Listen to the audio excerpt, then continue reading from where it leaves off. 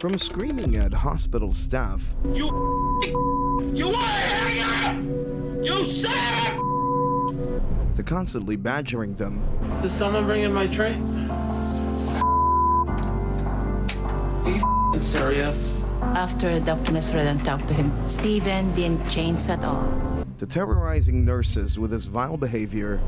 I'm just really upset, okay?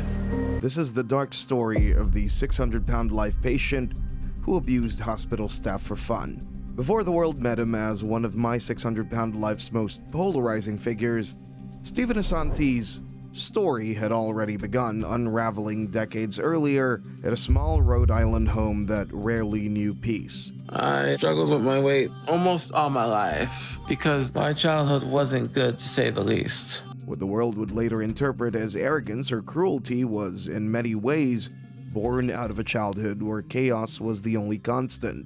My mom is an alcoholic, and my parents' relationship was pretty rocky.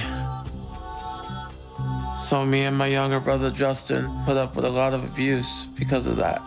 From his earliest years, Stephen's memories were filled with his parents arguing and fighting. His home was tense, unpredictable, and never truly safe. And when his parents finally separated, things didn't get any better. Living with his mother brought a different kind of instability. She cared more about her boyfriends than her sons.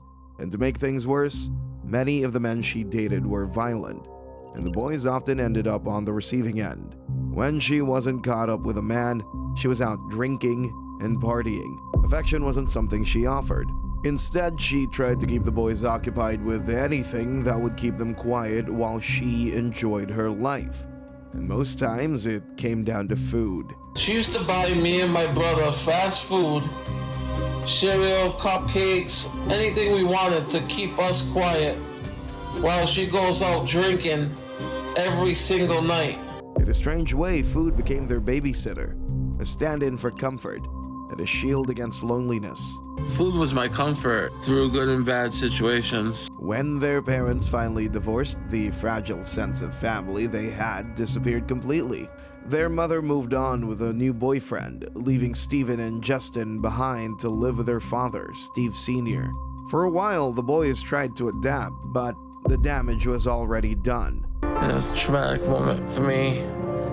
So I started to eat more and more to get rid of the hurt. Those early years painted the first strokes of a personality that demanded to be noticed. Attention was oxygen for Stephen. When the love in his home was inconsistent, attention, whether good or bad, became his replacement for it. I used food, but I also started posting videos online because I was trying to deal with a lot of anger about my life and my mom. I lashed out at people and did things to get attention. Stephen would eventually chase anything that made him feel seen, and that craving for attention, for performance, soon found the perfect outlet. As he grew older, Stephen discovered the one place where his bizarre behavior didn't just go unnoticed, it was rewarded. This video is just for you taxpayers. Thank you for paying taxes, because without you, I would not have this urinal to pee in. He launched his channel under the name Fatboy Get Down, posting a mix of bizarre dance routines, rants, and shock value content. This looks really yummy!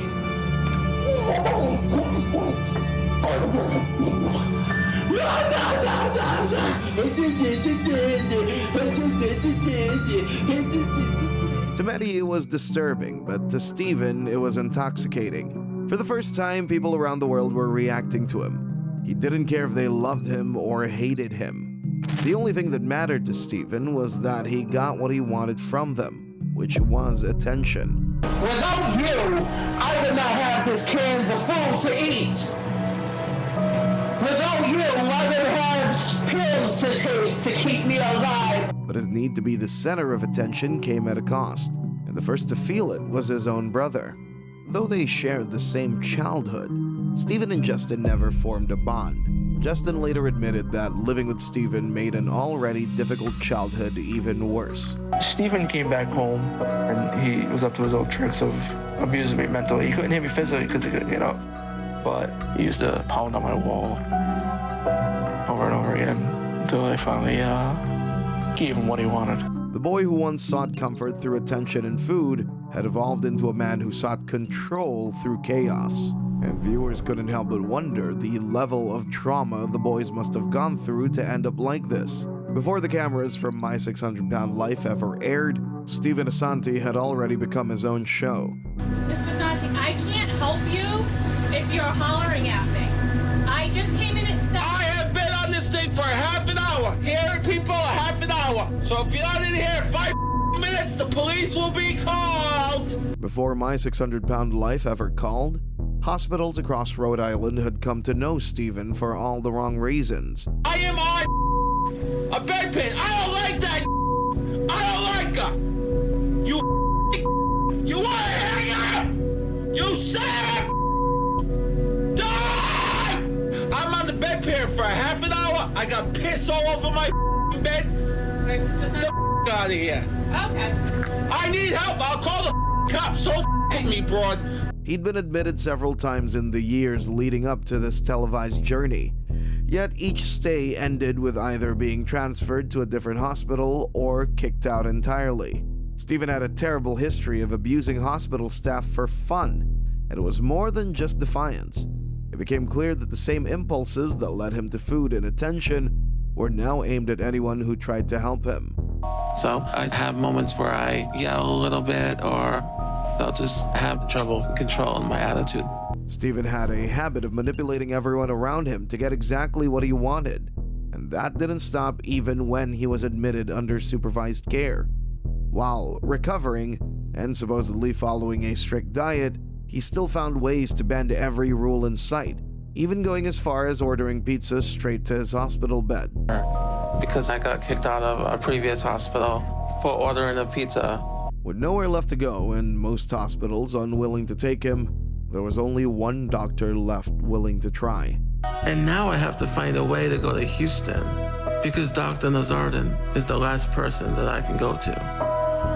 But even Dr. Now knew that Stephen's case would be extremely difficult, especially with his history. It's going to be a unique case. So it sounds like a perfect storm of dysfunction is coming. And we may be facing the hardest challenge yet, trying to help the Assantis. When the ambulance carrying Stephen finally arrived in Houston, Dr. Now came face to face with his biggest challenge. Almost immediately, the manipulation and deception began. Stephen started to complain of unbearable pain after the long trip. To most, it sounded like a reasonable condition. But to Dr. Now, it sounded like the beginning of a familiar pattern, one he had learned to recognize all too well. Well, he's either in a lot of pain right now, or we are dealing with a very addictive and pathological personality here. But while Dr. Now had expected a challenge, what he couldn't have predicted was just how quickly Stephen's behavior would poison the atmosphere of the hospital itself. At first, things seemed promising. The team started him on a 1,000-calorie, high-protein, low-carb plan, and within the first few days, Stephen complied. But despite his calm and cooperative demeanor, Dr. Now knew it was too good to be true, and he called it exactly what it was. Stephen hasn't been too difficult so far, but he does show some erratic behavior. And that may mean, as he gets comfortable in here, that the honeymoon period will be over and we'll see a whole new Stephen. Dr. Now was right, because within weeks, the mask began to slip. But there have been some frustrating moments that have been harder for me to deal with. Mostly how long it takes for people to respond to the call button. My lunch is awfully late. The call bell in Stephen's room, which was normally meant to be used for emergencies, became his personal instrument of control. He pressed it constantly, at every hour, then every 15 minutes, until it was practically a metronome echoing down the hall. I get frustrated sometimes. That's what's going on. I'm not trying to be mean. Trust me, I'm not. To him, it was like a power play, and he enjoyed every bit of it. And they should really respond faster, but they don't. These people are really getting on my last nerve.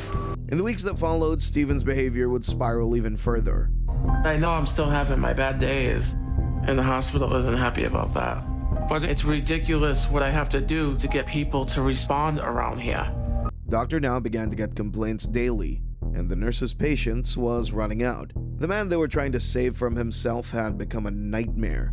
We're starting to develop some issues with Stephen. Over the past month, a lot of his pathological behavior started to come out. He's become abusive to hospital staff, and he expects everybody to wait on him hand and foot. I need somebody in my room immediately. I have been waiting. The staff tried to remain professional, but day after day, the verbal assaults seemed to only be getting worse. I want this light off.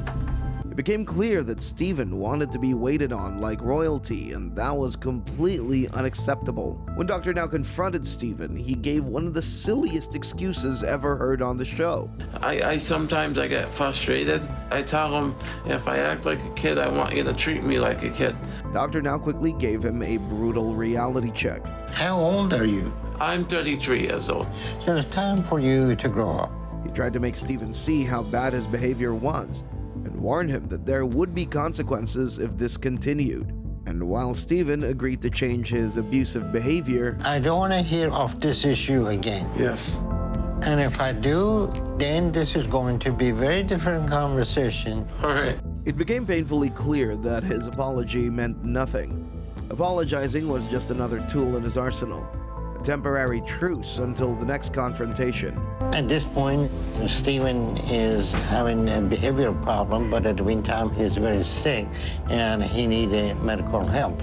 And we're not gonna let Stephen's button. Despite Dr. Now's warnings, the call bell started again.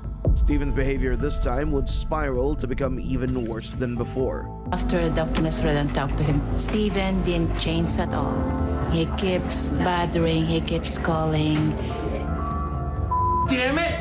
When he felt the nurses were not attending to him fast enough, Stephen's patience dissolved into profanity. What the hell? This is so annoying. Did someone bring in my tray? Are you f***ing serious? The breaking point came when Stephen began acting out to humiliate hospital staff. On one occasion, after being denied extra pain medication, he would intentionally spill his urine container onto the table, I hit that by an accident because I don't feel good, you know what I'm saying? You know that. forcing the nurses to clean it while he pretended to be sorry. I never seen any patient like Stephen. He asking for pain medicine every 15 minutes and then he spilled urine on the floor.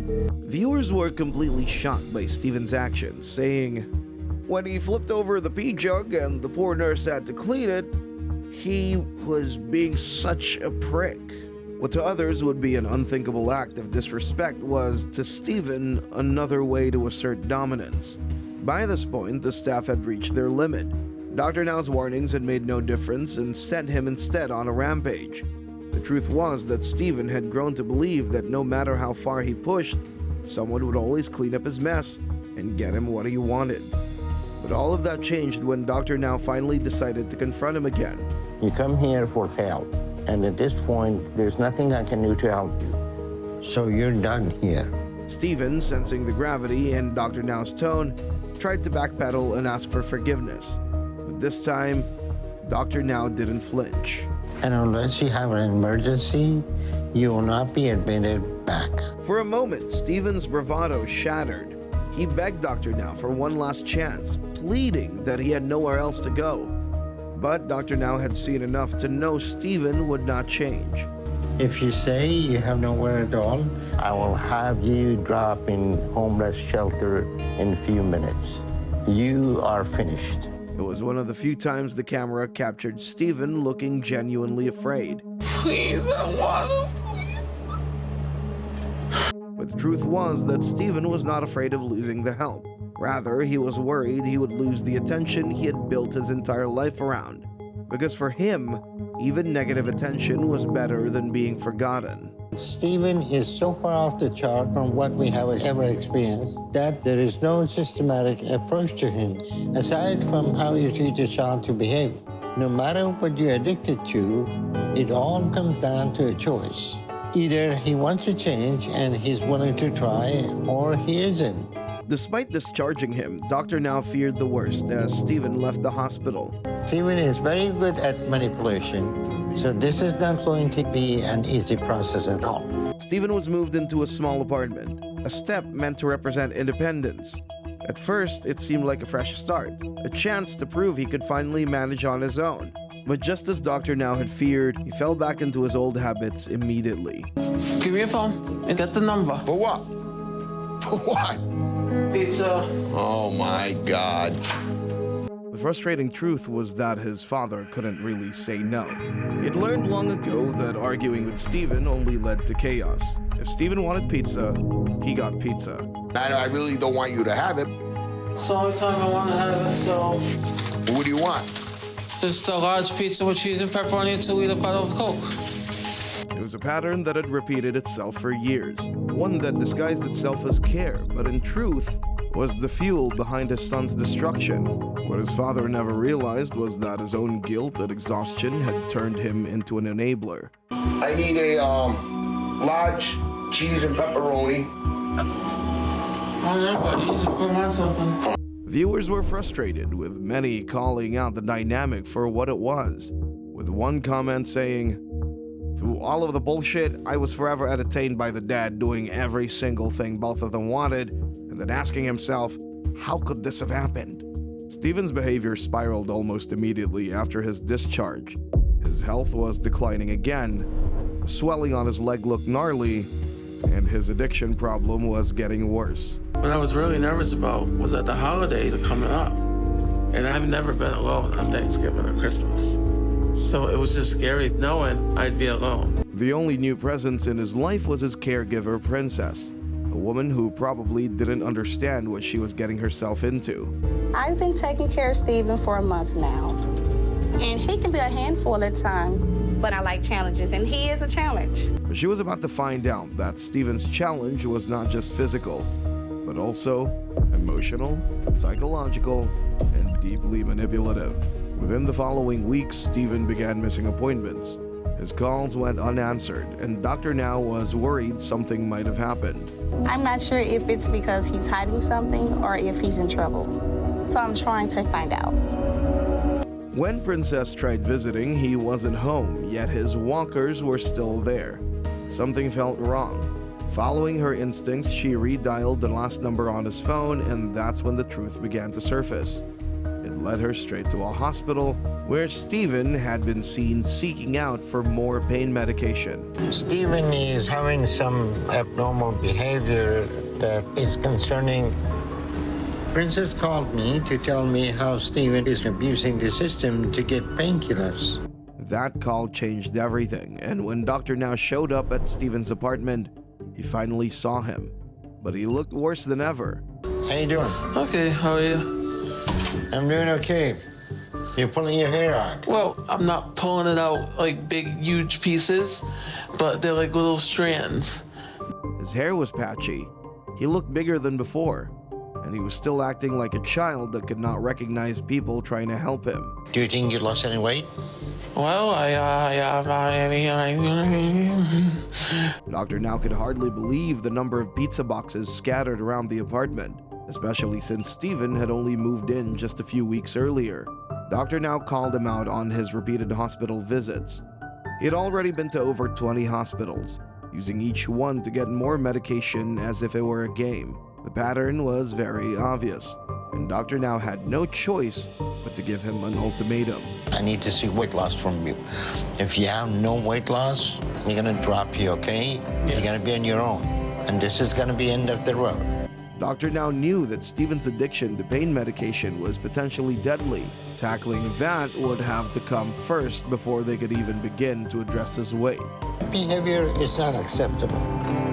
Because right now, his addiction to pain medication is going to kill him before his overeating does. Meanwhile, back in Rhode Island, Justin was doing his best to move forward. He admitted he wasn't perfect with his diet, but he was trying everything possible to reclaim a small piece of normal life. Without Stephen in the house, he said things were finally peaceful. But peace came at a cost.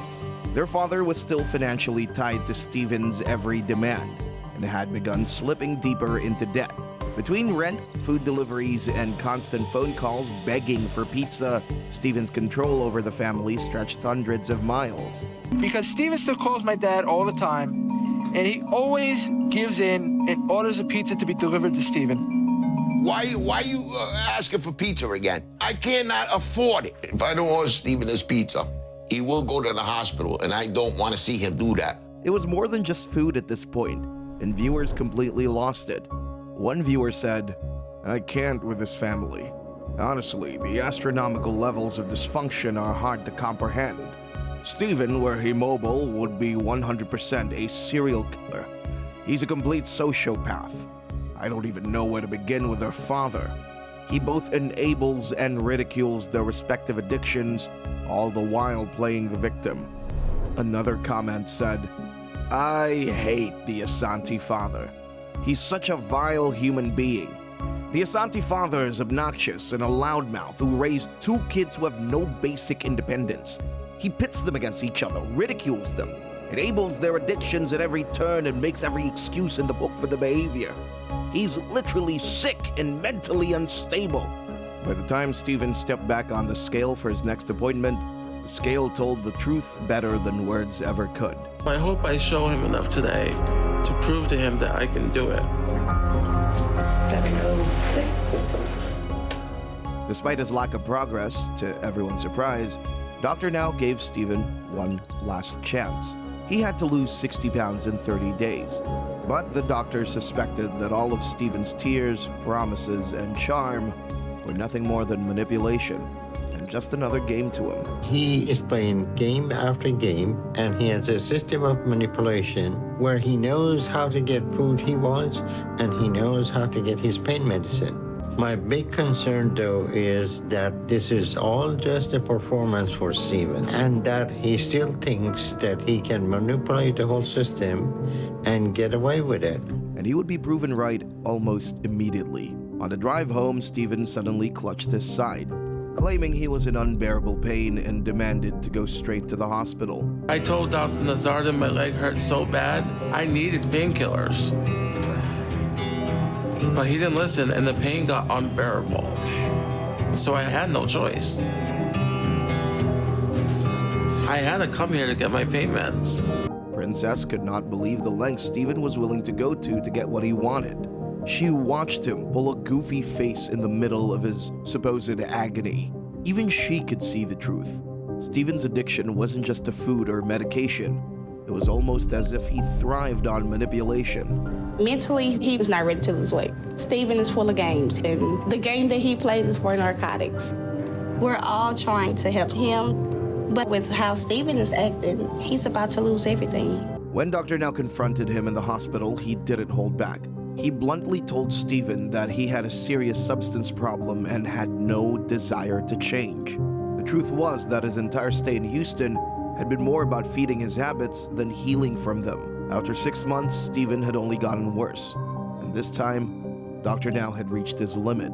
I'm suspending you from the weight loss program. And you're going from here to a drug addiction program. Because right now, there's nothing we can do to wake you up. What followed next would mark one of the darkest turns ever seen on My 600-Pound Life. In less than a week after his admission to the rehab facility, Steven was already looking for ways to make a run for it. I want to go home from this place. Okay? Steven, calm down. They're treating me like a criminal. You have to calm down. This is not fair. I'm not a animal here. I can't do it. Freak out all you want. You're not getting any more drugs. This is the devil's playground. When he was finally discharged from rehab, no one, not even Dr. Now, could have predicted how quickly things would spiral out of control. Instead of returning as a man humbled by his mistakes, Steven came back angrier, more entitled, and even more dangerous to himself and everyone around him. Well, you're gonna hear me, and you're gonna hear me now! After a week following his detox, the facility sent him home to his Houston apartment, and the moment he rolled through the door, chaos followed. The first thing he noticed wasn't the poor cat he had adopted before going to rehab, or even the filthy state of his apartment. It was that his caretaker, Princess, hadn't dropped off his medication. I'm gonna tell her just how unacceptable this is and how disappointed I am, and find out what the heck is going on.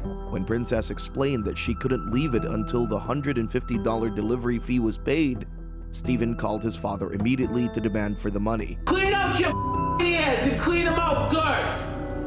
I need $150 to fill my treatment medicine. And when he refused to send the money, he tried to guilt trip him and manipulate the situation to make his father responsible for his own self-destruction. I will relapse if I don't have that medicine here. Is it going over your head what I'm telling you? It was emotional blackmail disguised as helplessness, and everyone in his orbit had learned that saying no came with consequences. If my dad or Princess doesn't get my prescription to me now, and I end up back on pain meds, it's because of them. And then when I overdose, it's gonna be their fault. Oh, this is one of those moments when you just wish you were dead, like at this moment in time right now. Right now, son. Weeks passed and Stephen's apartment began to rot from the inside out. It was unbelievable how far Stephen had let himself and everything around him fall. The smell of filth hung heavy in the air, clinging to every surface, every breath. Trash piled high against the walls like monuments to neglect. Pizza boxes, overturned cups, and broken furniture littered the floor, turning the small room into a reflection of his crumbling mind. It got so bad that even Stephen, who had proven to be numb to disgust, was even willing to do anything to hide the stench. It's given me another chance, and I don't want to lose his help. So I'm just cleaning up a little and making this place smell a little better. But masking the odor didn't change the truth. The place reeked of failure, of surrender, and of a man slowly disappearing beneath the weight of his own neglect. It didn't help that his abusive behavior and foul language had finally tipped Princess over the edge. Because I lost my temper at Princess again when she was taking a while to get my prescription. And she told me she was going to resign as my personal care assistant. Despite all the help Princess had offered to Stephen, it was obvious he just saw her as a means to an end. He was only worried that he was about to lose the one person who could help him run errands and clean up after him. In spite of how bad things had gotten between them, Princess agreed to help him one last time. She saw it as the perfect opportunity to recover some company property and to end things professionally. But even that would not go as planned. I need a police officer here immediately, please. My personal care attendant here bought me a TV, okay? She bought it as a gift for me, and now she's trying to take it away from me. She's mad that she's losing her job. It ain't my problem she didn't do her job. Princess was shocked that the man she had cared for, fed, and cleaned up after for months had turned the situation into a full-blown standoff over a television. But she had stayed with him long enough to know that it was a power play to see if she would give up, and decided not to quit. Honestly, I believe that Stephen pitched a fit about the television because he don't want to see me go. And he have expressed that in text messages and emails. It was the perfect snapshot of what life around Stephen had become. A never-ending storm of manipulation, self-pity, and chaos, where even the simplest interaction turned toxic. Princess kept her composure, and when Stephen noticed it was a fool's errand, he gave up. I am calling the police back. Hold on. Hello? I'm trying to call the police and cancel my call. Yeah, they took back the gift. I don't give a. Viewers were shocked Stephen would attempt to call the police on someone who had tried her best to help him. One comment said, "Stephen Assanti is an absolute piece of shit human being. Calling the police on his black female caretaker because he's angry with her? Princess is an angel for dealing with his disgusting, ungrateful ass." The truth is, when Princess agreed to work for Stephen, she saw it as a welcome challenge. But over time, things had gotten much worse than she could have imagined. And after his release from the hospital, it seemed as if the chaos had only gotten worse, especially with his addiction. After detox, Stephen is still up to his old age. Whatever medicine the rehab doctor put him on, he loves it. And I just got him a script for 120 pills, and I think they're all gone. She claimed that as his addiction worsened, so did his behavior, and he had become an even more difficult person. His recent behavior and actions towards her had finally tipped her to a breaking point. His mood swings are worse than ever, and his behavior is particularly unacceptable towards me. For Princess, this wasn't just another patient. She had believed she could help Stephen. That beneath the manipulation and arrogance, there was still a man who wanted to live. But what she found instead was someone who thrived on conflict. After one explosive outburst too many, she finally resigned. So I'm no longer going to be treating him after today. Barely a month later, Stephen was back in the emergency room, complaining of leg pain. It was the same performance as before, the same theatrics, and the same demands for pain medication. My legs are hurting. My legs hurt. Can you do something for me? What can I do for you? I need something. I wanted or something. My leg, okay? Dr. Now couldn't tell if he was being genuine or faking back pain crises just for his addiction. But we can't ignore the possibility that his leg actually is hurting. He cries wolf so many times, you never know what's real with Stephen. Still, what he saw left him speechless. Stephen was bigger than ever, his body swollen and bloated. His hair had been ripped out in patches, a clear sign of growing stress and compulsive behavior. He looked like a man actively destroying himself. When the nurses weighed him, the scale confirmed the truth.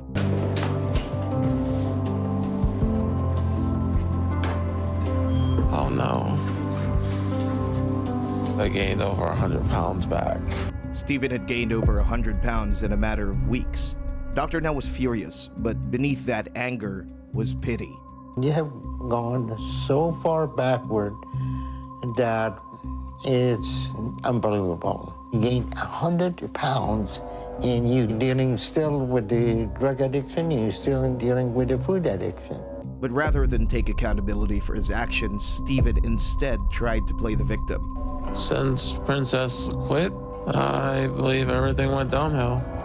But Dr. Now was not going to let his excuses fly again. Stephen, you need to have some sense of your own responsibility and stop blaming everyone around you. We are the one helping you. Against every instinct, the doctor offered him one last opportunity. Stephen would be allowed back into the hospital for detox and a supervised diet. Stephen, I'm going to allow you to get back in the program again because if you don't start to address your weight now, you're going to die. And right now, there's a toss-up between your pain medication killing you or your weight. It was a decision made not out of mercy, but out of fear. Fear that if Stephen went home again, he might not survive the year. Not only do we have a long way to go with Stephen, but there's a longer road now because he's worse shape and he's bigger now than when he arrived. But even as his final opportunity to change his life began, Stephen couldn't resist his old tactics. When Dr. Now entered the room for a follow-up weigh-in, Stephen joked about his gown. Do you have a gown on or anything? It's not like you've never seen it before. Doesn't mean that everybody else needs to. No. And seemed to be completely uninterested with every question relating to therapy or nutrition. Instead, he went straight to what he really wanted. Well, I have a question. Yeah. You did say you're going to send me home with some hydrocodone, right? When Dr. Now told him there was absolutely no need for him to be on any pain medication, Stephen became rude and his childish behavior resurfaced. You're going to have to control your eating habit yourself. I'm done talking now. I just want to go home. It was the same dance every time. Blame, guilt, denial. A man trapped in an addiction that extended far beyond food or medication. Stephen doesn't like authority. Everything exists for his use and abuse right now. The core issue is a behavioral problem that we need to address before any changes are possible. It was an addiction to attention, manipulation, and control. And Dr. Now could not fathom how it was so difficult for him to understand that he was living on borrowed time. I know I disagree with the part, I have nothing at home for pain. You have a drug addiction. What part of that you don't understand, Stephen? Okay, I do. Every day you live right now is a miracle. As part of his ultimatum, Stephen was forced to see a therapist after his discharge from the hospital. But from their first session, he caught on immediately on the type of person Stephen was. So you're kind of a smooth talker. Yes. Yeah, I want to make sure you're not smooth talking yourself. You know what I mean? Yeah, I know. Like you seem to be able to convince people of stuff. The therapist could immediately see that Steven knew exactly what he was doing and how he used manipulation to get what he wanted. But he needed Steven to understand that this behavior would only end up hurting his progress in the long run. You think that has helped you or hurt you in convincing yourself of stuff that's not true, right? Yeah. And I think our job is to figure out the conditions under which you succeed. And then also identify those places where you seem to fall off the wagon, right? Days later, Steven's father would visit to help him find a new apartment, but he would be shocked at the state of filth he was living in. This place is disgusting. It smells like cat piss. At this point, especially with Princess' absence, his living condition had deteriorated, with bottles of urine lying all over the room. Absolutely no part of the house was spared. From his living space, When I walked into Steven's apartment, I expected it to look clean, but I didn't have no idea what I was walking into here. I wanted to kill him. to the kitchen. This kitchen floor is filthy. Steven's dad was worried that his son didn't have much time left. Between paying for his place and just his store, I'm going broke. I ain't gonna get sued for this apartment too, on top of it being so dirty. And he was exhausted from constantly trying to save Steven from himself. Steven's chances have just about run out with everyone else. And they're about to run out with me too now, because I can't take any more of this bull. A few days after his explosive confession, Steven and his father went apartment hunting. To anyone on the outside, it looked like a man finally trying to rebuild his life. But beneath the surface, nothing had truly changed. And what came next felt like a scene straight out of a tragic comedy. While being transported in a golf cart, Steven fell off a small curb. Herb here. I want you to get Herb. Hold it. You all right? No! Within seconds, he was screaming that his whole body was broken and demanded an ambulance. Oh, God! No! Oh, man. Right. Oh, no, Cole! No! No, I can't! You can get a No, car. my whole body, I can't! No! You okay?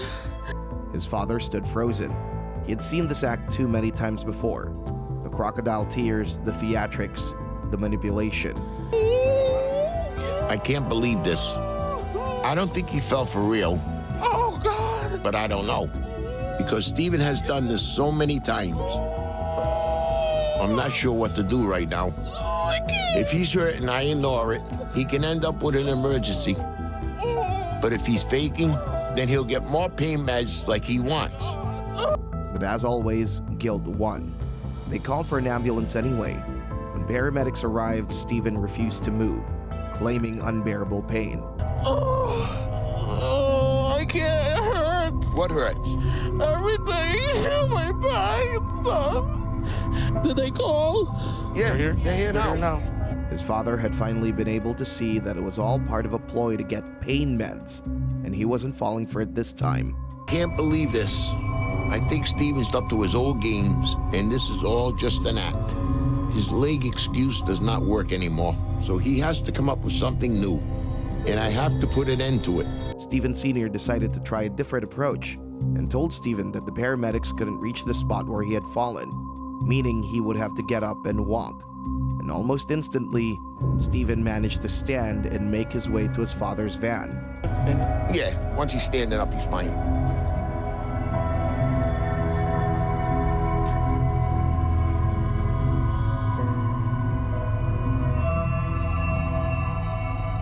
This confirmed that the fall had just been another part of Steven's game to get taken to the hospital for pain medication. His father saw through it immediately, and in a rare act of defiance, he drove Steven not to the hospital, but straight to therapy. If you still think you need a hospital after that, I'll take you. I am not talking to Dr. Paradise. Well, if you don't, you really ain't going. I'll take you right home. Then I'll go my way. You're Play fine games. right now. Play games. You're not in pain right now. Oh, no, I'm not. No, you're right. I'm not. For once, the enabler had drawn a line. I'm not talking to nobody. You're not going to get to avoid him. You hear me? Yet Stephen would insist he was not going to see the therapist. Yeah, I can't go in. Not right now. I hit the ground pretty hard. I need to get checked out. His father chose to attend the session without Stephen. There, he admitted that he found it incredibly difficult to disagree with his son. Whenever he tried, Stephen always found a way to twist the situation back in his favor. Him sort of demanding something from you and it feels like you can't say no? Oh yeah, it's basically what he does. But in a shocking twist of events, while his dad and the therapist were having their session, Stephen would call the police. I had a spill. I fell off a golf cart and I'm hurting really bad. Yeah, I slipped off from the back. I hit the ground pretty hard. When his dad would meet the officers, he would explain Stephen's situation and problem with addiction. Seeing as Stephen was an adult and free to make his own decisions, his dad would put an ultimatum to his. I swear to God, you go with these guys, I am going back home and you're gonna be homeless. Because you're gonna be all done. You're gonna make that decision yourself. You're going with them, go, I'm going back home, and you lost everything.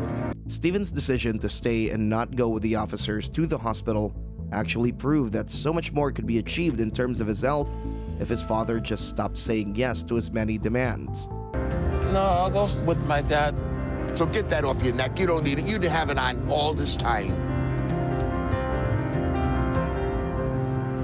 So I'm going to see you next week? Yes. By Stephen's 8th month, his progress had slowed down to a halt and he was getting out of control and completely turning back to his binge eating habits again. It's been a month since I left the hospital. And now, I'm supposed to see Dr. Nazardin for my checkup. Before even getting to the hospital, Stephen knew he had not made any progress. But I don't really want to, because I'm not sure I'm going to have made the progress I was supposed to. But I don't want to make him even more upset by skipping. I was supposed to lose at least 40 pounds and get under 670. And just as he expected, there was nothing to show for the months of work Dr. Now had poured into him. Inside Dr. Now's office, what followed was brutal. I gained 21 pounds because I slipped up a couple times. But I'm back on track now. However... Oh, wait a minute. How many times you been back on track? No, I really... I know. Yeah. How many times?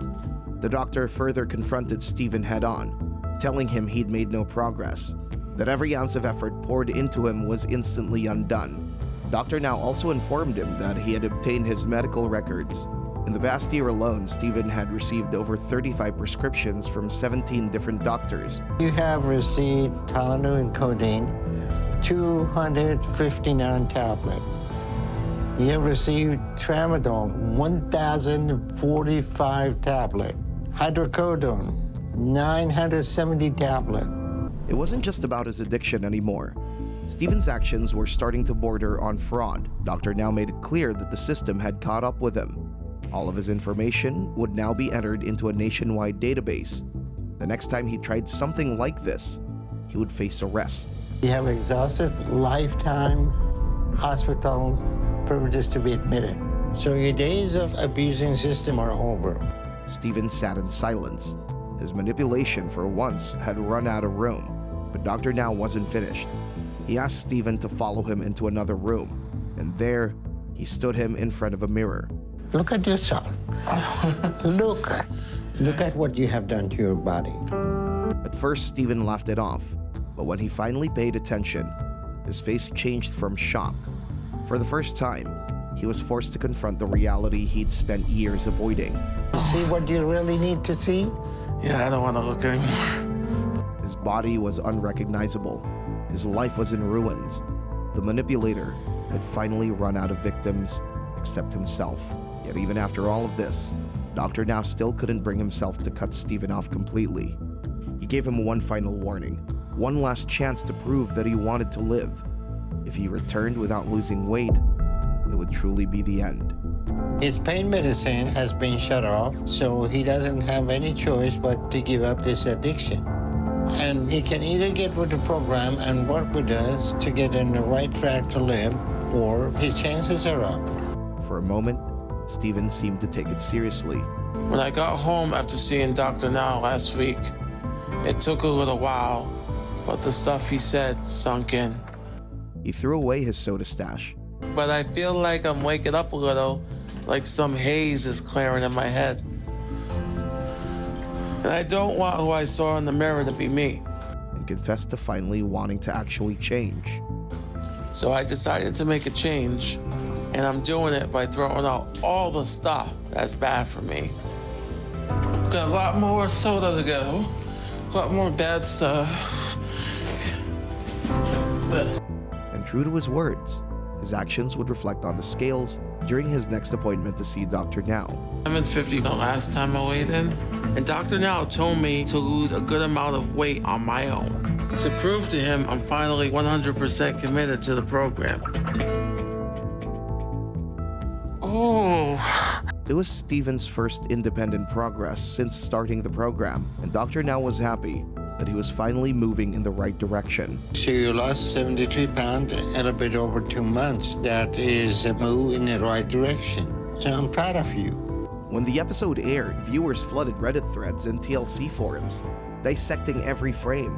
Some called it the most uncomfortable scene in the show's history, with one viewer saying, "I've been watching the show for years and I find it fascinating, but I think I've reached my limit with having Stephen A. on my TV screen. This guy's a straight-up monster both inside and out. He belongs in a hospital for the criminally insane. Never have I seen anyone where the outside matched the inside to such a degree." On social media, compilations, memes, clips of his outbursts, and old videos became comedy.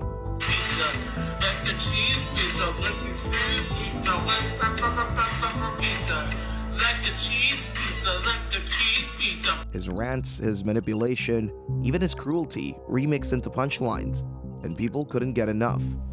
One viewer wrote, "Why have I spent so many hours of my life watching Stephen Assanti throw tantrums? Why?" To some, Stephen was the show's greatest train wreck, the man you couldn't help but watch. To others, he was a mirror for something darker, how reality TV could turn genuine suffering into entertainment. Months after his episode, Stephen leaned into the chaos. He became active on social media, went into mocking critics, arguing with fans, and making jokes. Anything else you want to say? I don't care. Kick rocks and go fuck yourself.